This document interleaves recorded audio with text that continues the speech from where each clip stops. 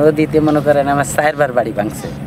এখন মনে করেন সীমিত অবস্থায় রাস্তার পার আছি, বুঝছেন, তাও তো সরকারি জায়গায়। তাই এই অবস্থায় থাকার পরে মনে করেন কোহানে যাবো কিনা ঠিক নাই।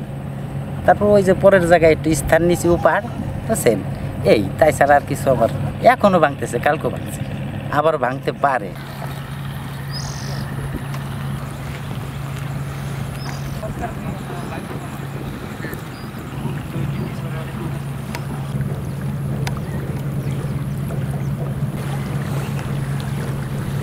এবার বন্যা এসে পানি বাড়ছে, তো নদীতে আমাদের বাড়িঘর ভেঙে গেছে, আমরা রাস্তায় আশ্রয় নিয়েছি।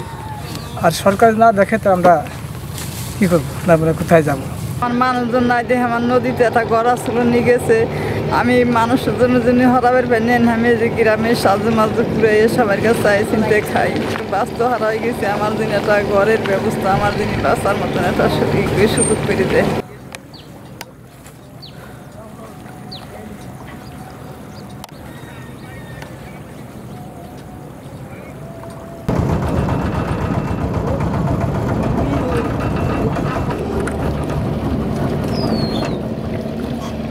গাং ভেঙে যেতেছে, পরে চেয়ারম্যান সপিট টয়লেট লাগাই নিয়ে গেছে। আমাদের এখানে প্রতি বছর বন্যা হয়, বন্যায় ভাঙে, প্রতি বছরই ভাঙে, এবারও ভাঙছে। আমরা হলো কিন্তু সরকারের কাছে আবেদন জানাই,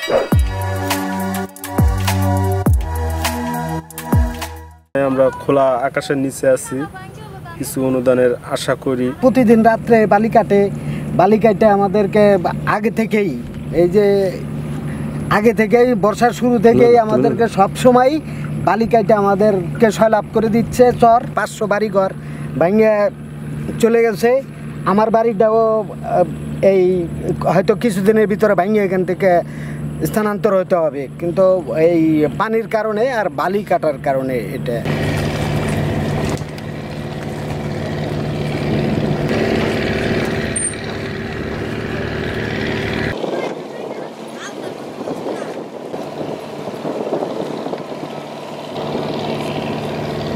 আমাদের সদর উপজেলার 2টি ইউনিয়নে নর্থ চ্যানেল এবং ডিক্রিচর সাধারণত নদী ভাঙনের কবলিত এরিয়া।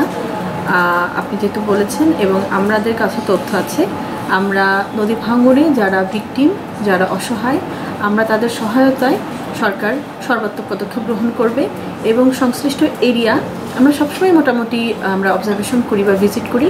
আমরা আবারও নতুনভাবে কমিটি গঠন করে আমাদের দুর্যোগ ব্যবস্থাপনা এবং আমাদের অফিসাররা সংশ্লিষ্ট হয়ে আমরা সবাই জায়গাটা পরিদর্শন করে নদী ভাঙনের রোধ কল্পে যেসব পদক্ষেপ গ্রহণ করা প্রয়োজন সেগুলো পদক্ষেপ গ্রহণ করব, ঊর্ধ্বতন কর্তৃপক্ষকে অবহিত করব এবং যারা ভিকটিম আছে, যারা ক্ষতিগ্রস্ত, তাদের সহায়তায় সর্বাত্মক পদক্ষেপ গ্রহণ করব।